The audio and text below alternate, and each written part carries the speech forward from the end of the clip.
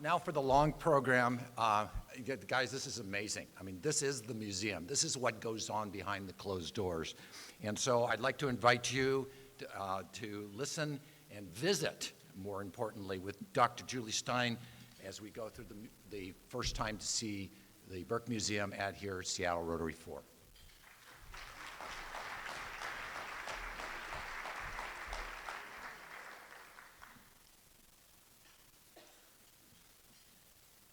So I'm going to start with these dashing young men here. They are the founders of the Washington State Museum, the oldest museum in Washington, our natural history museum, and they called themselves the Young Naturalist Society. They started a club. They're the teenage sons and daughters of the American founders of Seattle. So there's a Denny here and a Meany and a Kincaid, and they were running around downtown Seattle and they wanted to start a club. So they decided that what they were most concerned about was that downtown Seattle was changing so fast. There was so many people were arriving, trees were being cut down, hills were being displaced, fish were disappearing, birds were no longer in their backyards. So they just started collecting things. They really had no idea what they were doing. Lucky for them, the Territorial University was right across the street. This is before we're a state, 1885. And the university hired its first naturalist, and his name was Bug Johnson. I know, I kid you not. You can't make this stuff up. So Bug was very upset because they weren't collecting things correctly. So he said, you have to document where you found it, the day you found it, but also what genus and species is this? If you don't know, you have to communicate with the American Museum, the Field Museum, the Smithsonian Museum. These young men and women were sending voucher specimens for species that they were describing for the first time. We have, from our region, objects in all of these museums that they sent away, and objects in our collection as well. So in 1899, after we became a state, these young men now had grown up and they went to the state legislature and they said, we want to designate our collection as the Washington State Museum. And we love the University of Washington so much, and Bug Johnson, we want to tie ourselves to that expertise. So legislatively, we were created as the Washington State Museum of Natural History and Culture, fiscally managed by the regents of the University of Washington. So that is why the Burke Museum is located on the University of Washington campus. They are our fiscal agents, but it gets more complicated. Who's this Burke guy? So the Burke Museum in 1899 was the Washington State Museum, but at that time there was Judge Thomas Burke and his wife Caroline McGilvra Burke.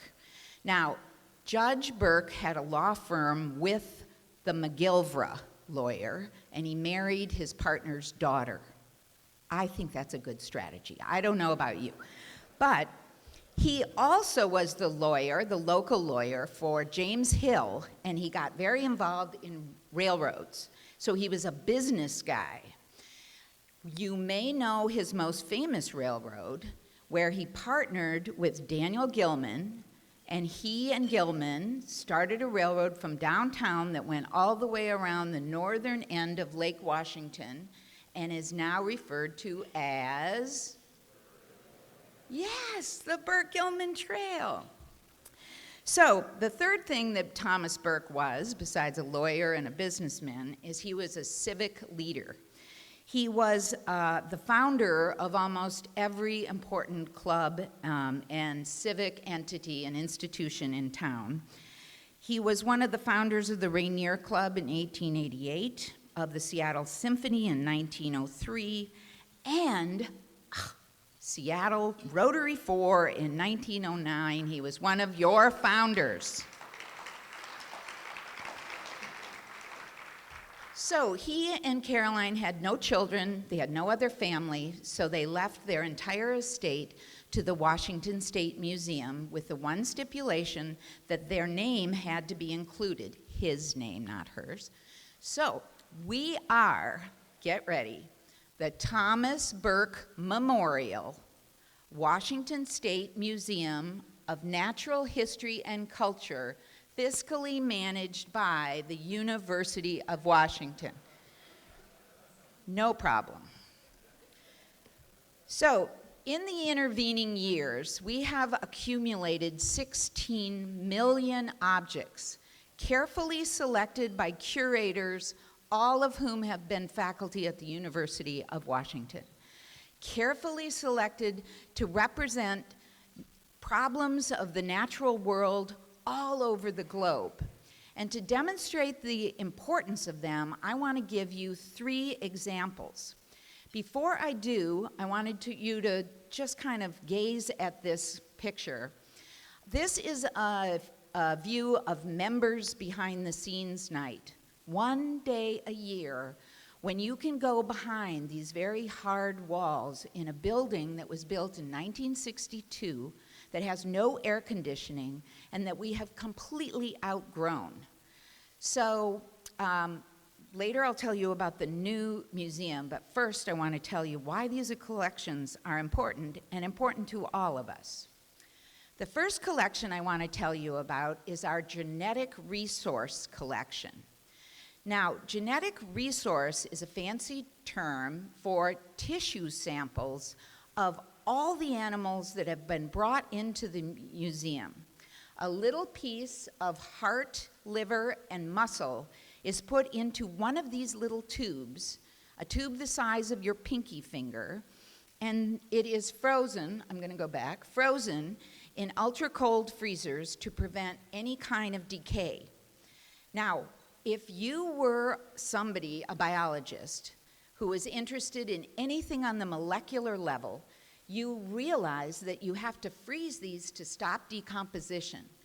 In biology now, all questions are really about DNA and isotopes, and questions we don't even know the answers to. So, all of this is on a database, and it's available to the scientific community anywhere in the world. One day, the Burke got a request from a group of biologists in Australia. They are a biotech startup firm, and they were interested in studying the genes that control human immune system, especially the genes involved in influenza A virus, something that can cause death in humans. Their approach was they wanted to see all these different carnivore tissue, so they could look at the DNA of the other 13 mammals and compare the evolutionary sequence of those animals and their immune systems, who is susceptible to this influenza A virus and who isn't. Well, we happen to have all 13 carnivores that they wanted, including a Wolverine, which turns out very hard for them to get. This particular Wolverine is one of the individuals who has found his way back into Washington. There's a group of Wolverines in the North Cascades, and this is Logan. He has been trapped. There's a collar put on him and a little clip taken from his ear, and that clip goes into a tube and comes to the Burke, and we are the repository that can then disseminate this information to anybody who needs it. Now, how many of you know why a Wolverine would be called Logan? I didn't get it either. X-Man. You know, the Wolverine movie, X-Man, well, his name, Marvel comic, his name is Logan. I didn't get it either. Okay. Well, we sent off this tissue and then asked these Australian biologists, why did you request this from the Burke? The answer was, in their search throughout the world, we were the only institution in the world that had all 13 carnivores that they wanted. So, a very special place. Another example of national importance was a mammoth tusk that was found in South Lake Union. If you look at this view of South Lake Union and you think about where Amazon's buildings are, look to the left, not beyond the freeway, but up by where REI is, and there are a massive number of apartment buildings, condos being built. 2 years ago, this mammoth tusk was found in the excavation of the lower below-ground car, underground car parking garage, and the backhoe operator just nicked the side of this tusk. In fact, you can see the little bit that he took off with his backhoe. When you're a backhoe operator and you hit something hard, you jump, you stop, you jump off, because it's most likely electrical conduit or a gas line. So they stop. It's evolutionary, I think. But he identified it as a bone. It's not, it's a tusk. But they immediately called the Burke Museum. This is a Burke paleontologist here, Bruce Crowley, who went and said, yes, it's a tusk. After about 3 days of careful negotiation with Dr. Christian Seedor, who, there he is over there, who, over 3 days and a few lawyers, AMLE let us extract the tusk from the excavation site. So you can see the tusk, maybe, right below the A and the AMLE sign. You can see the tusk sticking out there. The negotiations included the fact that we wouldn't work until 3:30 in the afternoon when all the workers were gone, and that we wouldn't look anywhere else but this one tusk. So here's Christian and his team, Dr. Seedor and his team, late at night putting plaster around the tusk and using 2x4s to stabilize it. The tusk had been in this very wet, sandy sediment for so long, for thousands of years, it was the consistency of a wet noodle. If anybody but a professional paleontologist would have tried to extract it, it would have fallen apart and would have been lost forever. Now, mammoths are very common throughout the United States, and not that particularly unique a find. However, this particular mammoth tusk was found in the middle of a city. And because of that, this urban setting, it became the hottest news item in the country. We had Associated Press articles going everywhere. All the people from the apartment buildings were coming down with their tumblers of wine, celebrating the tusk removal. We had CNN, all the major news people, and I realized the difference was we expect to find dinosaurs in Montana. You don't expect to find dinosaurs in a city. And more people live in cities now than they live in the rural area. And all of a sudden, everybody realized that they could find a mammoth, a dinosaur, something in their city. Here's Christian attaching the tusk to the crane. The person talking into that little black microphone is talking to the crane operator, and he had 15 TV cameras focused on him.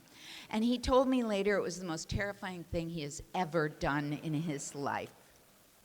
Here comes the pallet with the tusk being put on a truck that'll take it to the Burke Museum. I wanted you to notice the group of people in the lower right, right behind the logo there. I was talking to them and asking them, why they were there with their tumblers of wine, and they said, this one woman said, when I was in 7th grade, I remember my teacher telling me about the Ice Age. I remember.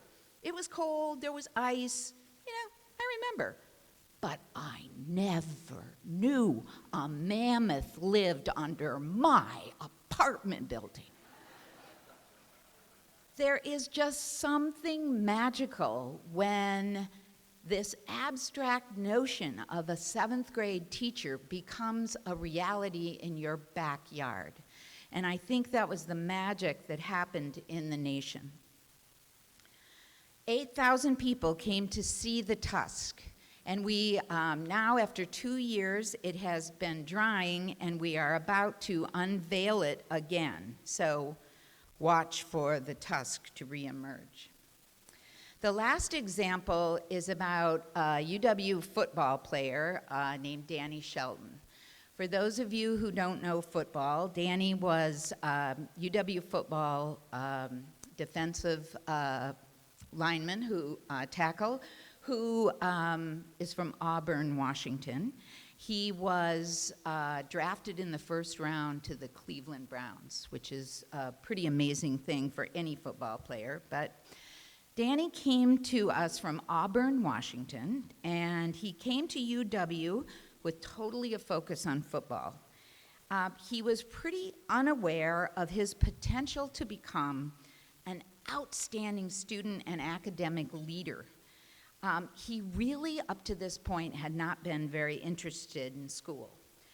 Pacific Islanders, which Danny is one, rarely see any kind of their own cultural values, which they learn from a very small age in the home. They never see those values reflected in any kind of curriculum in a school setting. So for most Pacific Island students, when they arrive at the UW, they have no idea that it's even possible to incorporate these family values into an academic setting. Danny Shelton started with an anthropology class that was taught by our curator, Dr. Holly Barker, who is right over there. And Holly Barker had these Pacific Island students access their traditional knowledge about Samoan culture by using these material objects in the Burke Museum's collection. Danny found an amazing capacity for carving, which you will see he's carving here. And by making objects from the beginning to the end, he gained an appreciation for a brilliance and ingenuity of his ancestors.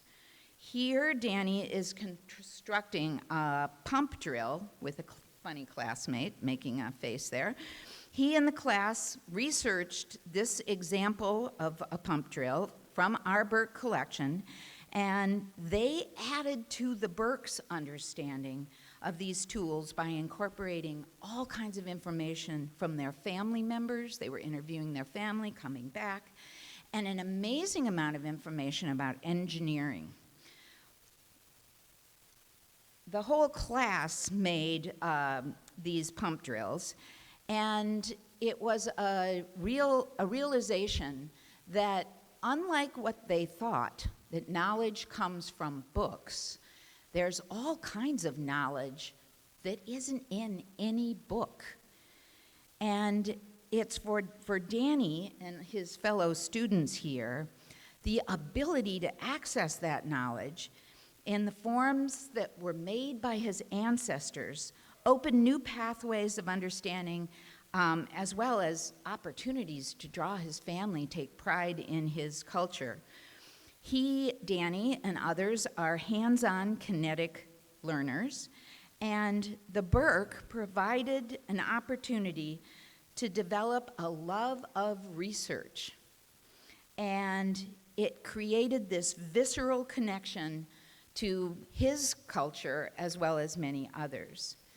For example, today we have brought the kava bowl that you see in this picture, And Danny did a very extensive research on this kava bowl, an object that was so important to him, culturally important, that before he'd even come to the University of Washington, he had tattooed it on his body to keep him grounded in his identity and connected to his heritage. Along with Danny, Danny, who I mentioned is now at the Cleveland Browns, 2 other students in his class played football at the UW and also transitioned to the NFL. Hau Oli Kikaha was drafted by the New Orleans Saints, and John Timu was drafted by the Chicago Bears, and they're all in this picture that you're looking at. These men are in the NFL because it takes both incredible intelligence and football skill to be successful at this level, and they have told Dr. Barker that they draw on the research skills they learned at the Burke Museum. The ability to observe, compare, and find patterns in the behavior of other players, which was a skill they learned by looking at a variety of objects. This gives them an advantage over their competition. Danny was a part of a group that went back to the French Polynesia as a study abroad. In fact, in that previous picture I showed you of the whole class, all but 3 of those individuals went on this study abroad. In Polynesian culture, there is a belief that everyone has a responsibility to give back to your community something that you learn. So for Danny and his fellow student, they had learning was just the first step. They had to go back to a community and teach them what they had learned. Here you see Danny in French Polynesia in a gymnasium giving back to the kids there, which he believes is the second step. So when Danny received the award of First Team Academic All-American, we had a ceremony for him at the Burke Museum and gave him a Burke Nerd Award. He was very, very proud of that. He was a first-team All-American football player, but that was not as special as his first-team academic All-American. When Danny appeared on stage for the NFL Draft Day celebration, he proudly wore his cultural traditional clothing, which is an EA, and poses here in this picture with everything that's important to him. His mother, his uncle, his proud Samoan heritage, maybe football too, but this final picture of Danny is at his UW graduation celebration. He performed a Samoan dance for his family and friends as a gesture of respect and to thank them for supporting him in his efforts to gain an education. Through his exploration at the Burke, and the many facets of Danny came together in an incredible, exciting way. When I see this picture, I see Danny's knowledge and his pride in his culture, as well as his joy in performing. He's somewhat of a ham, and his love of his family and his embracing of his Samoan identity. The Burke has a responsibility to address this educational disparity and provide access to communities of all different people. We have objects, hundreds and thousands of objects from all over. Danny had access through his class, but we want to make our collections available to a much broader public, and the new Burke will make that possible.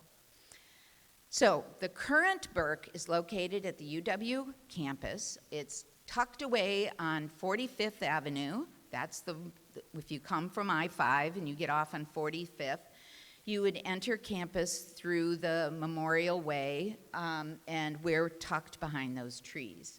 You'll notice in the left part of the photograph, there's a blue square that says Sound Transit.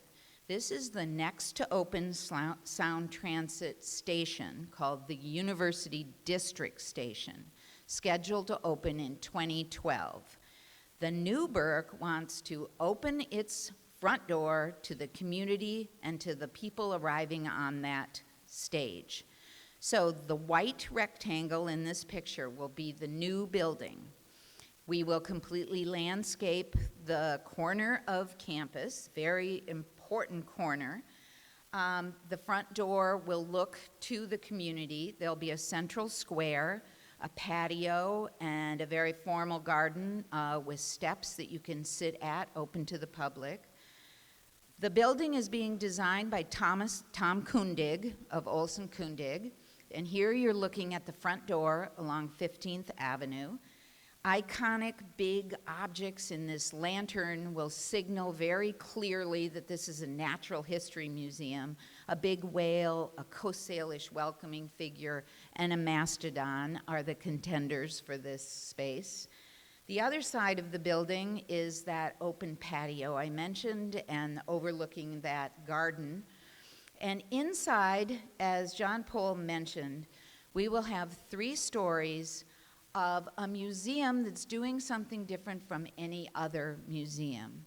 We're attempting to do what we did today in that breaking down the barrier, breaking down that wall so that any visitor that comes any day can look into the collections, see that we have 16 million collections. Why do we have them? Well, people will be working on them and asking questions about them. And then galleries that say why it's important and valuable to us.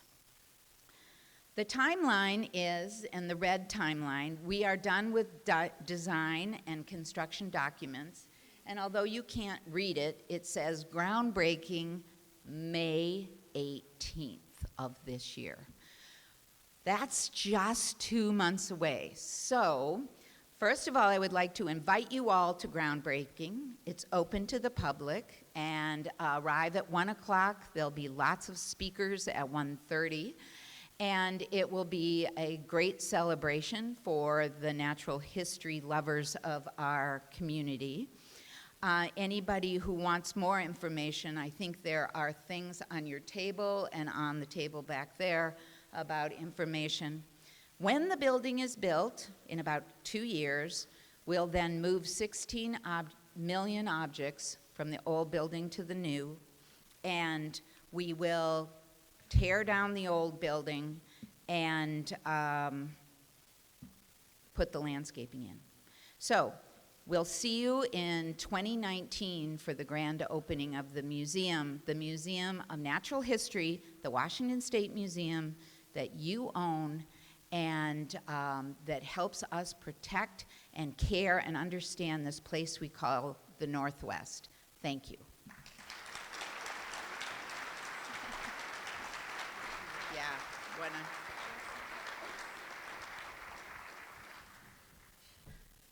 We have time for a few questions.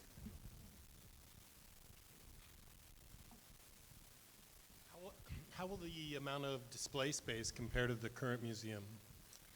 The current museum is 70,000 square feet. The new museum will be 113,000 square feet. It's about 64% bigger, and it's built to accommodate a museum. The old museum had nobody museum professional involved, so it was all wacky. The new museum will maximize storage and visitor experience. Okay, we have a question here. You really brought history alive. That was a lovely way to present the museum. I was looking at the logo. Can you talk about that? The logo is borrowed from Coast Salish design. Coast Salish art uses trigons and crescents to, so that thing that looks like a spear or a whale fin, if you imagine it really is a triangle. So they warp triangles in Coast Salish art and add crescents to decorate and make designs. The Coast Salish people are the indigenous people of this region, and red is one of their primary colors. So if you look at this trigon and crescent, some people see the fin of a whale, other people see the ribs of fish, other people see a spear. We thought it evoked all things that could be in a natural history museum. I have a two-part question. One, the company that found the Tusk, did they help fund so that you guys could take it out? Did they help pay for you to excavate it? And two, what do you think the probability of Bertha running into another Tusk would be? Emily was very generous. They did provide some funding and logistical help. I mean, the paleontologists were in awe. There was a crane that lifted it up and put it in a truck instead of them, humping it out of Montana. So they were very generous, and there are a number of things in that region now are called Mammoth and Tusk, and one of John's buildings is called Tusk. What was the second part? Oh, Bertha. Well, a tusk is so soft the Bertha would go right through it. She'd never even know she'd hit it. So it's possible. It's definitely possible. There's been 24 different mammoth parts found in the city of Seattle. I'm looking at Christian. Yes. Okay. I have a question here. Thank you. That was really interesting, and I'm curious to know about, and I'm not a plant, but your capital campaign fundraising, where you are on that. I'm assuming you're having to raise money for this. So I have one more slide.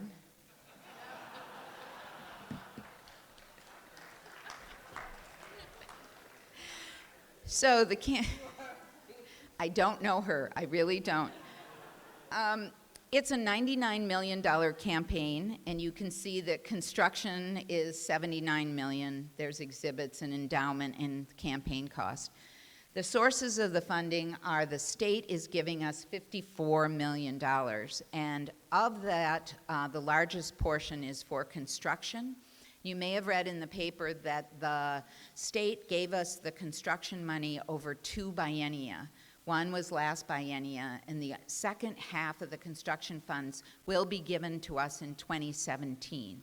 So it is a promise that the regents of the University of Washington believe so strongly. They are letting us break ground, knowing that the state will honor their promise. Private gifts, 33, and you can see the other categories there.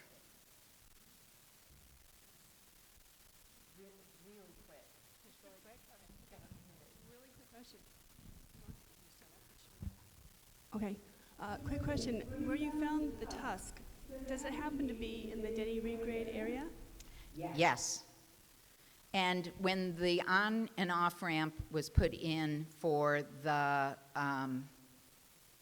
Mercer on ramp and off ramp, there's a tooth was found when they put in that freeway. So the Denny regrade was a little further over. So they may have taken some Tusk parts, some Mammoth parts when they dumped that into the Duwamish waterway.